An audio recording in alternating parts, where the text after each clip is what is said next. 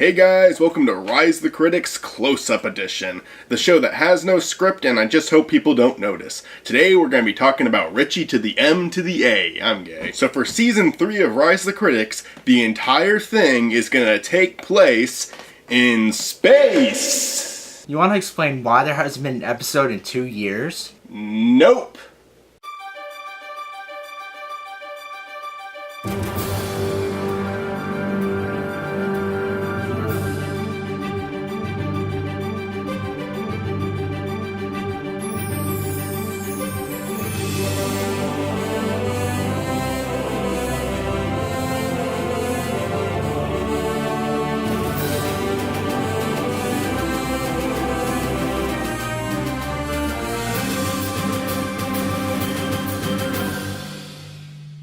So Plumber Night Season 2 from the get-go fixes a lot of problems I had with Season 1. No more news segments! Yeah, it is a shame that we don't get to see Matt's character in action, but hey, that's life. Horrible, miserable, unsatisfying life. But they at least gave him acknowledgement.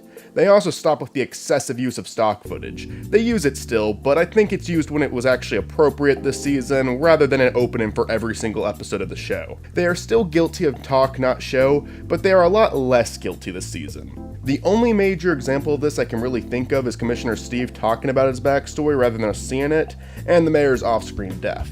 The editing is once again great, the color grading is nice, the makeup is a step down, but the overall production quality is just as good, if not better. The special effects get really impressive for YouTube standards, though I would argue that the fights are for the most part underwhelming this season.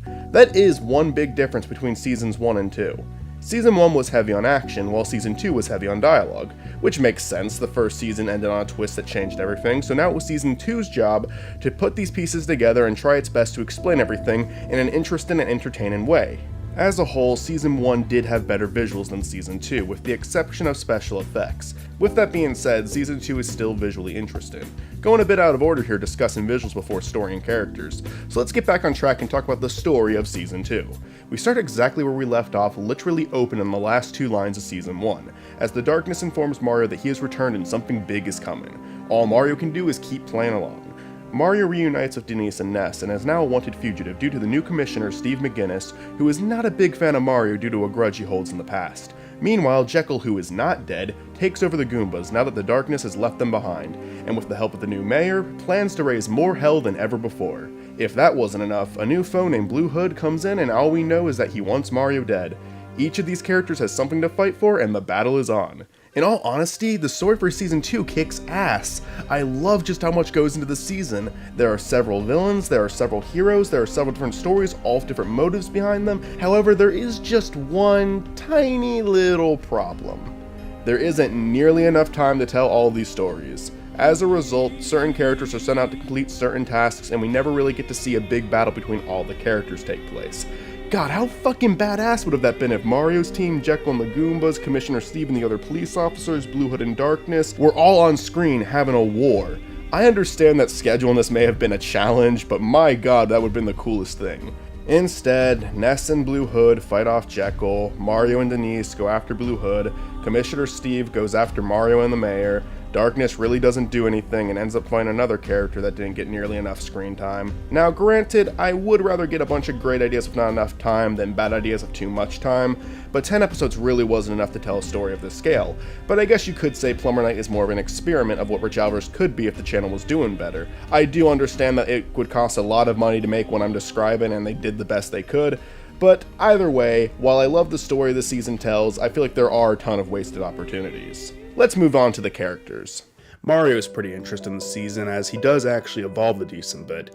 In Season 1 he mainly spoke with his actions, not really talking much about the past, in fact kinda trying to avoid it every single time it was mentioned. But in Season 2 he's almost a little obsessed with the past, constantly talking about it and almost bringing up something that happened in the past in every single episode. He's a lot more open this season, is willing to express how he feels about the whole situation a lot more, while in Season 1 he did keep to himself for the most part. Now he did open up to Denise a little bit, but just a little bit. In Season 2 it really starts to feel like he's really letting it all out, really kind of finally talking about what happened, and I do like the change of pace for the character. Ness continues to be a cool character, but now gets even more screen time. Again, I don't really know what happened. In Stupid Mario Bros., I didn't really care for this character. He was just sort of bland and sounded bored with pretty much every line that he had. But in Plumber Knight, he has this new energy and is just a way more alive and interesting character to watch. I think he personally gets the coolest fight in the show. Denise, I really do admire that they make her a member of the team in this season, having her take part in fights, but there isn't as much as that as there is her constantly asking Mario questions so he can explain plot points. She does manage to get a few things done in this season. I do like where they start to take her character with this season, I just don't think that there's nearly enough of it. Jekyll, I do think starts off as an interesting character, but I feel like he is the one part of the story that was just very unneeded. He's kind of just there to keep the main villains of the first season alive, but I feel like the time that was spent on Jekyll should have been given to the Darkness, a character who didn't really get enough screen time. Jekyll was a fine season 1 villain, we didn't need him to come back. I'd say the same thing about Doug's character, who, still don't remember his name. Sorry man, nothing to do with the performance, just not a fan of the character. I guess what I'm saying is with 20 episodes, I think the story could have blended in nicely, but with only 10, maybe the Goombas didn't need to come back for season 2. I do honest to God think that Jekyll's death scene is probably the coolest scene in the entire show, and I really do think the acting is a step up this season, but as a whole, his character just took up too much time that needed to go to the newer villains. The mayor, who is the sister of the old one, is a pretty good villain for the beginning, and I do think it's an appropriate amount of screen time. I really like the scene where she tells Steve that he's not allowed to interrogate her. Very well written and performed scene, gave me goosebumps. She was actually starting to feel like a real threat. I don't care for the whole off-screen death, but I think the character herself was a good one. Props to Christine, she did a good job. Blue Hood is okay, but I don't think his constant use of the line "this or that is irrelevant" is as cool as Richie probably thought it was. Irrelevant. No, that's a legitimate criticism. I don't think it's irrelevant. This is a review. I have to criticize everything that I think is worth criticizing, even if it is just irrelevant. You can't just disregard everything someone else says just because you don't find irrelevant. Damn it! Blue Hood is fine. He sets off to hunt down Mario and we see him do just that. He's also a character that successfully kills off other characters. He's kind of the anti-talk don't show character, which I guess is something I should love. He's constantly in action and never really wants to talk about it. There's nothing interesting about him personality-wise, but that's kind of the point, he's dead inside. I do like the plot twist, but everyone, including myself, called it the very second he was introduced. Luigi's son is an okay character to have story-wise, but the direction they take him in is a little strange. Not that the idea is bad, I actually think the idea of him being the new Luigi is pretty badass. It's just, he really did come out of nowhere. We didn't get to know this character at all, yet he has the final fight in the entire show. What could have fixed this was having a backstory episode.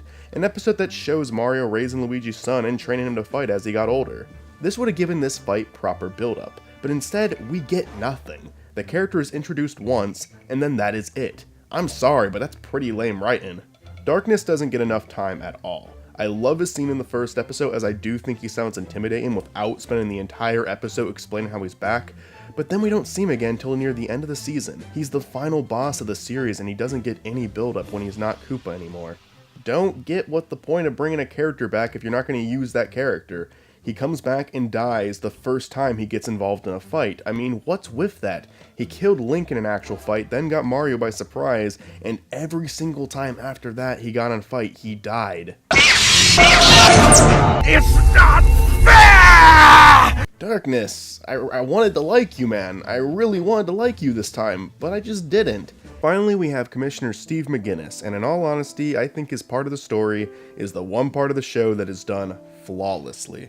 It's very corny and over the top, both with the script and Julian's performance, but at the same time strangely works, and I don't mean in a so bad it's good way, I mean in a good way. It is a little silly that he constantly has voiceovers, but this is a Mario show. I know it has a more serious tone, but no matter which way you look at it, it's always going to be dumb fun. Which, by the way, is not a bad thing. I think the Star Wars movies and the Marvel films fall under the same category. That doesn't mean they can't have smart moments, likable characters, or even some really emotional scenes. It just means the source material is a little bit out there, so have fun with it and don't take yourself too seriously. And I think this show accomplishes just that with this character. He's a bit over the top and even has a little bit of sarcasm here and there, but he also has a heartbreaking backstory and a very tough decision to make on how he wants to handle the situation he is in. Julian was a perfect casting choice for this character, and I'm glad he took on this character rather than an older version of Snake. However, my favorite thing about this character that is unlike anything else in the season is I think he has the perfect amount of screen time and he uses it all well. There is a lot of talk with this character, but there's also a lot of actions to go with that talk. You see him hunt down Mario, you see him interrogating suspects, you see him struggling to make the right choice, you see him change as a person. He's a character who's given an interesting introduction, a productive story with development, and a satisfying conclusion. And I mean a really satisfying conclusion. I really enjoyed this character. I think I would actually like a spin-off featuring this character dealing with more realistic crimes, make a good drama out of it. So as a whole, I like almost everything this season has to offer. Again, some of the fights are a bit underwhelming. I'm not crazy about that ending putting the least two developed characters against each other. There are some weird choices that didn't make a lot of sense, like Mario not just shooting a fireball at Blue Hood when he attacks Denise, and more time needed to go into setting a big story like this up. Plumber Night was an interesting show, and while I think it stinks that Season 2 is the end of the show, I had a lot of fun watching it and definitely will give it another watch in the future. Richie doesn't always release masterpieces, but stuff like Plumber Night really does prove that he still has a lot of creativity left. And I know that sometime in the near future, he will once again tell us an epic tale. Well, that has been Plumber Night Season 2, and welcome back to Rise of the Critic. Sorry that I didn't do anything that big for this one like I did for the Plumber Night Season 1 review. Kind of just want to make a simple comeback to Rise of the Critics, but yeah, I'm going to be releasing a few more reviews for this season, and then after that, I'll go on another 2-year hiatus. See you guys later. Alright, time to start working on next week's top 10.